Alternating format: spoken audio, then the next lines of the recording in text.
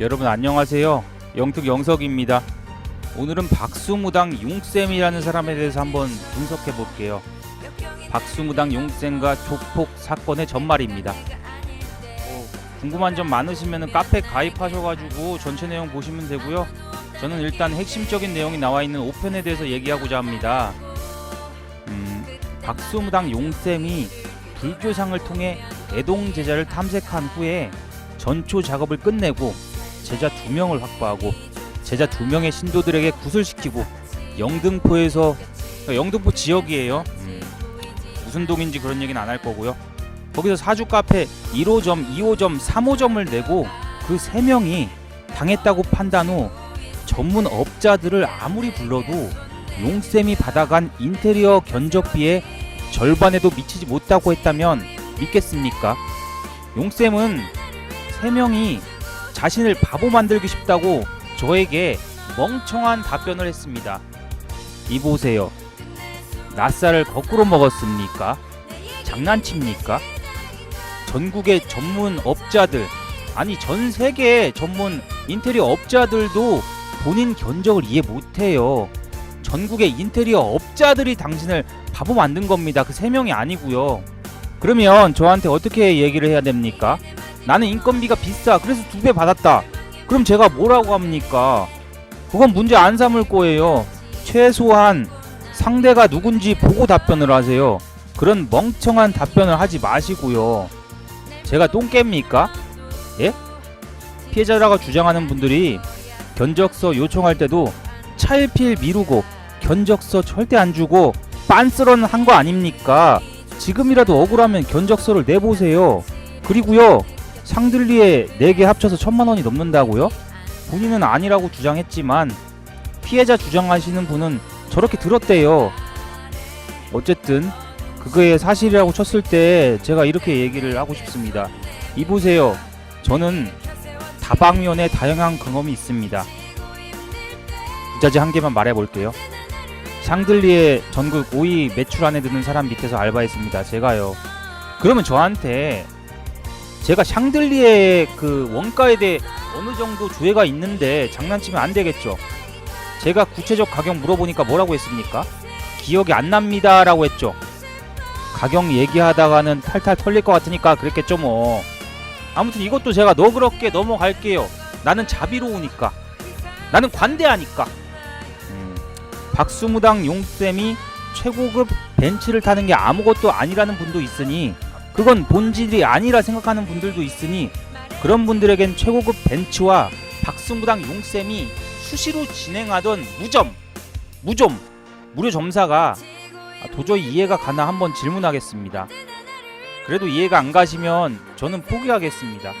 그래서 인테리어비 관련해서도 그냥 넘어갈게요. 본질을 보면요, 솔직히 인테리어비를 2배든 10배든 뭔 상관입니까? 장사가 대박 나서 한 달에 몇 천씩 벌면 그냥 티끌 같은 겁니다. 여기서 제가 질질 끌었는데요, 주요 핵심, 여러분이 궁금해하시는 주요 핵심이 나옵니다. 박수무당 용쌤의 공수대로라면 이 가게들이 대박이 나야 하는 겁니다. 귀찮으니까 가장 큰 돈을 용쌤에게 지급한 2호점만 말하고 나머지는 그냥 통으로 날려버릴게요. 저는 과감합니다. 작은 걸로 문제 안 삼아요. 자신의 제자의 신도에게 굿을 3번이나 시켰어요. 굿의 명목을 얘기하면 또 말 돌리기가 나올 테니까 말 안 할게요. 본인은 가격이 기억이 안 난다고 해요. 근데 그분들이 주장한 가격은 합쳐가지고 4,700만원입니다.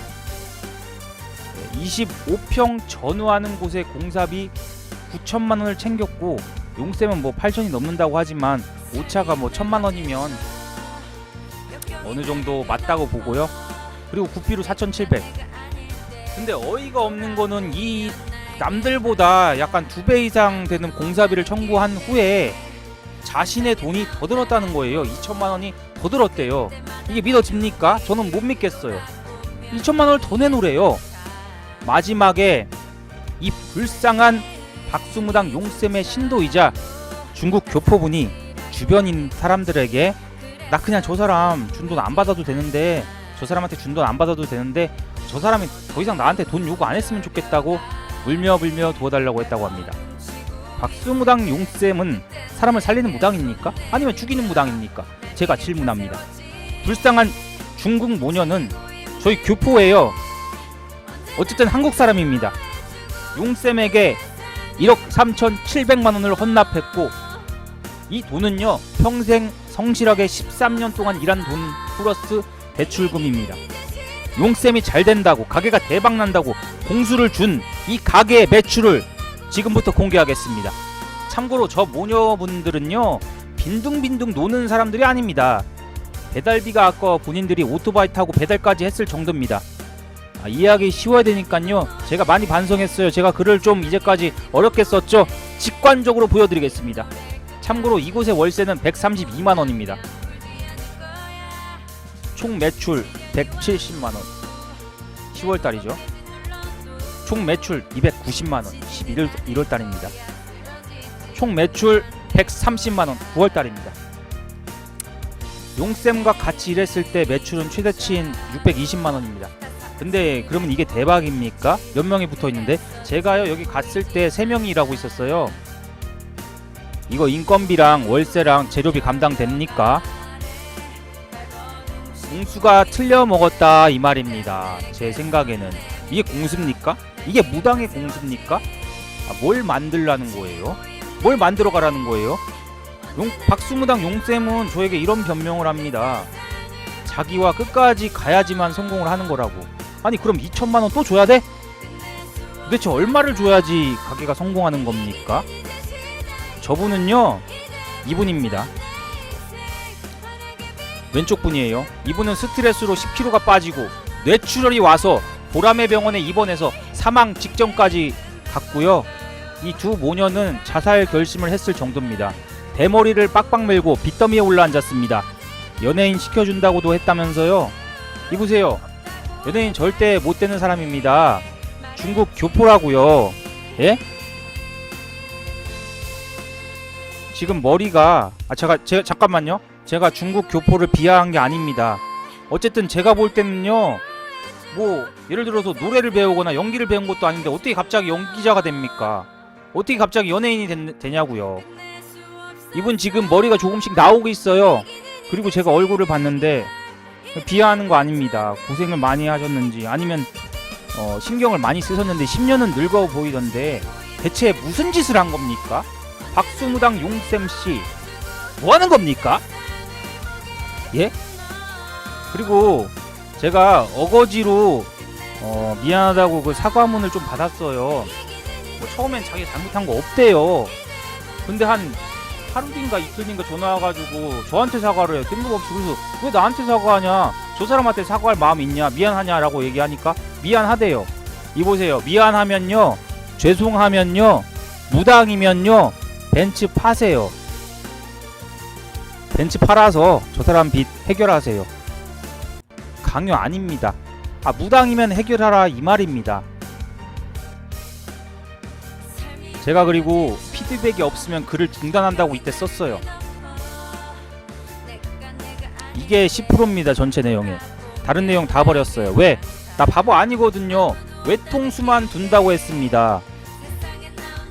조가영의 다시 빛, 이거 노래가 좋으니까 이거 배경음악이거든요. 이 노래는 떠야 됩니다. 이거 묻히기 아까운 노래예요. 잠깐만. 조가영이 그 배짱이 엔터테인먼트 거기 나오는 편집자인데요. 그거 찾다가 이게 노래가 이게 우연히 나와가지고 나 듣게 된 건데 요즘 맨날 들어요. 아시겠습니까? 아무튼 그 다음에 용쌤의 답변편 6편을 한번 볼게요. 같이. 용쌤의 답변은요, 내 진심과 진실은 하늘은 아실 거라 생각한다. 이게 답변입니다. 황당하지 않습니까?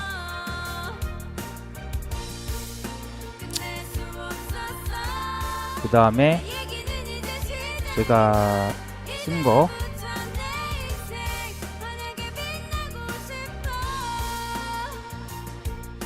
제가 여기저기 뭐 돈 많이 받는다, 뭐 누구한테 돈 받는다, 뭐 그런 얘기가 많아요. 뒷돈을 받는다. 제가 언제 받았습니까? 저 그런 적 없습니다. 그리고요, 오늘 받을 때요, 제 계좌로 받는다면 저는 사기꾼입니다. 그거 명심하세요. 계좌는요 이게 피해자 계좌로 받는 겁니다. 그래서 이분이 피해자입니다. 아시겠습니까? 여기 계좌번호 있고요. 뭐 이미 조회수가 2천이 나와서 후원금이 어느 정도 됐기 때문에 제가 유튜브에 올리는 거는 뭐 이 후원을 제가 강요하거나 뭐 도움을 요청하는 건 아니에요. 이미 밤도깨비 카페에서 많이 도움을 주셨습니다. 정말 감사합니다. 아시겠습니까? 그래서 이게 결론입니다. 1억 3,700 장사 잘 된다고 했는데 개 쫄딱 망했습니다. 뭐 같은 내용이에요. 계좌번호만 있고요. 그리고 하나 또 있거든요. 아 이거 길어지는데 그 카페에서 한번 읽어보세요. 제가 이제 맛배기로 몇 개 보여드리는 거니까. 박수무당 용쌤과 조폭 사건의 전말 7편입니다. 사주 카페 3호점 7평 인테리어비가 5,500이래요. 이게 말이 됩니까? 여러분 찾아보세요. 이런 인테리어비가 있나. 그렇다고 뭐 인테리어가 뭐 엄청 뭐 삐까 번쩍하게 된 것도 아니거든요. 그냥 제가 볼 때는요 그냥 분식집보다 조금 높아요. 제가 이 6분 피해자라 주장하시는 분들과 면담을 진행한 장소고요. 모자이크 처리했습니다. 왜? 이 가게도 쫄딱 망해가지고 여기 내놓을 거거든요. 근데 저 때문에 안 팔리면 안 되잖아요. 제가 용쌤 때문에 택시비 포함해가지고 2만원 넘게 들었습니다. 제가 쓴 2만원 박수무당 용쌤에게 청구해봅니다. 내고 안 내고는 자율이에요. 여기다가 내던가. MBN 소나무 컨테이너 생활 무너져가는 7 식구의 희망. 여기다가 내세요. 박수무당씨. 여기다가 2만원 입금하고 카페 인증해 주셨으면 좋겠습니다. 강요가 아니에요. 제 희망사항이에요. 아무튼 사주 카페 3호점 7평 인테리어비 4천만원 플러스 1,500. 그러니까 4천을 받은 다음에 추가 요구를 한 거예요. 자기 돈이 추가로 들어갔대요. 이거는 인건비가 비싼 건지 자재값이 비싼 건지 아니면 본인이 눈탱이 맞은 건지 전 모르겠습니다. 너무 비싸요. 뭔가 이상해요. 그리고 박수무당 용쌤이 뭐 증거를 모으고 고소를 준비한다는 썰이 있더라고요. 아 이보세요. 변호사를 고용해도 좋은데 그 변호사는 제가 박수무당 용쌤과 조폭 사건의 전말 8편을 쓰기 전에 수임을 맡길 바랍니다. 내가 8편을 쓰기 시작하면 감히 수임을 못 맡을 거니까요. 미리 맡으라 이 말입니다. 아시겠습니까? 뭐 같은 용자 돌림이니까 용보살이 쓰는 변호사 써도 되겠네. 그것이 알고 싶다 용보살이요. 예. 신엄마의 비밀 그것이 알고 싶다 1259예요. 저는 위에 용보살에게 5건의 고소를 당했습니다. 거참 너무하다는 생각이 들어요. 뭔 놈의 고소를 이렇게 많이 하는지. 이왕 고소한 김에 한 10개 채워요. 아시겠습니까? 한 개도 안 무서우니까. 내가 이러면 쫄 것 같았냐? 얼탱이가 없네? 아무튼 이제 용쌤의 영등포 사주카페 3호점 얘기를 시작하겠습니다. 사주카페 3호점의 사장님은 용쌤의 불교상 통해서 알게 된 남자 제자의 친형님입니다. 사주카페 2호점의 사장님은 3호점 사장의 동생의 신도였고요. 자신의 제자의 신도에게 굿 권유 및 가게도 권유한 겁니다. 뭔가 복잡하죠. 아무튼 용쌤은 불교상을 통해 만나게 된 자신의 제자와 같이 살게 됩니다. 제자 집에서 숙식을 해결합니다. 제자는 생활비가 더 많이 들겠죠. 아니 왜 제자 집에 먹고 자고 하는 건지 저는 알 수가 없습니다. 거기서 먹고 자고 했으면 월세라도 좀 보태던가 생활비라도 좀 보태던가 뭐 하는 겁니까? 일단 이 과도한 인테리어비에 대한 거는 제가 얘기를 그냥 말하기도 귀찮아요. 예? 7평에 5,500만원짜리 인테리어비. 대한민국에 이런 게 있어요? 무슨 무당 금파예요? 바닥을 금도금 유리로 깐 것도 아니고. 그리고 최소한 돈을 그렇게 많이 들였으면은 물이 역류하고 물이 새고 그런 일은 없어야지요. 양심이 있습니까? 지금 거기 개판 났어요. 모기 속을 대고 폐업한 지 오래입니다. 근데 월세는 내야 돼요. 왜? 가게가 안 나가요. 월세는 따박따박 나가고 있어요. 이거 본인이 그냥 인수하세요. 여기 사장님은 가게를 닫고 이 월세를 따박따박 내면서 동료들이 하나둘씩 죽어가는 죽음의 레이스 속에서 한 푼이라도 더 벌기 위해 오늘도 킥배달 오토바이에 몸을 싣습니다. 제가 이분이 걱정돼서 천천히 다니시라고 말씀 전해드렸어요. 카페 회원분들 중에서 인수하실 분이 있으면 따로 연락이 바랍니다. 아마 권리금 공사비로 5,500만원이 들었다는 용쌤의 뛰어난 예술 감각이 묻어난 카페를 보증금 플러스 월세를 퉁치고 5,500만원 공사비는 안 받으실 겁니다. 근데 월세는 55만원이에요. 아니면 박수무당 용쌤이 깎아줄 테니까 권리금 2천에 넘길 테니까 그냥 사던가. 반값이니까 사보세요. 반값도 더 안 되네. 아시겠습니까? 유튜브에 어떤 걸 봐봐요. 예? 그런 공사비가 말이 되나? 용쌤이 입버릇처럼 말했던 사기를 당해서 1억의 빚을 졌다? 그 중에서 저 위에 못 받은 돈 공사비가 초과돼서 1,500만원을 날렸다고 하는데 그 금액이 포함된 빚이겠죠? 아무튼 여기까지만 저는 얘기를 하고요. 나머지 8편에서는 변호사 선임하는 거 보고 변호사에게조차 굴욕을 선사하기 위해서 말을 아끼겠습니다. 제 펜은 아끼겠습니다. 그리고 다시 한번 말합니다. 저는 과감하게 내용의 80%를 버렸습니다. 여기저기 전화가 많이 와서 본인 얘기는 하지 말라고 하면서 이것저것 얘기를 많이 들어요. 박수무당 용쌤에 대한 얘기를 말이죠. 근데도요, 얘기 써달라고 해도 안 써요. 80%도 버린 제가 그런 자잘한 거 신경 쓰겠습니까? 오로지 물적 증거가 있는 것만 토대로 합니다. 아시겠습니까? 변호사 빨리 선임해 보시기 바랍니다. 저도 그런 변호사는요, 서울지방변호사회에 한번 회부해가지고 공개적으로 문제 한번 삼아 보겠습니다. 적어도 서울지방변호사협회에서는 이 사건을 맡는 변호사를 글쎄요 인정할까요? 서울지방변호사회 회장 김정욱님 변호사님은, 말이 좀 이상하네. 김정욱 변호사님은 단언컨대 이런 사건 안 맞습니다. 네, 회장님은 김정욱 변호사입니다. 조가영이 세 번째 불입니다. 다시 빛. 오타네요. 썸네일도 오타고요. 다시 빛. 우리 빛내면서 사시자고요. 그래서 보면은 박수무당 용쌤 전수남이죠. 아들 계좌만 써요. 아들 계좌. 아들 이름은 뭐냐면 잠깐만, 전현우예요. 전수남 박수무당 용쌤, 아들은 전현우입니다. 아시겠습니까? 이제 희망을 여러분 가지시길 바랍니다. 제가 노래 한번 불러볼게요.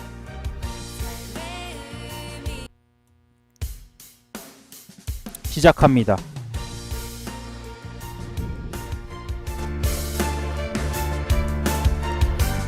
전수남씨, 그러면 안 돼요. 아시겠습니까? 삶이 힘들고 지쳐 역경이 나를 뒤덮어 내가 아닐 때 돌아보면 나에겐 항상 아무도 없다 느낄 때 세상에 나 혼자라고 그때마다 내 주위를 뒤돌아보면 거기엔 항상 삶의 의미조차도 다 사치라고 느꼈지. 그랬었지. 보이질 않아. 어두운 절벽 아래 발버둥치고 있을 때 그때 내게 손 내밀며 날 일으켜 세웠지. 지치고 힘들 때. 여기까지 하겠습니다. 아시겠습니까?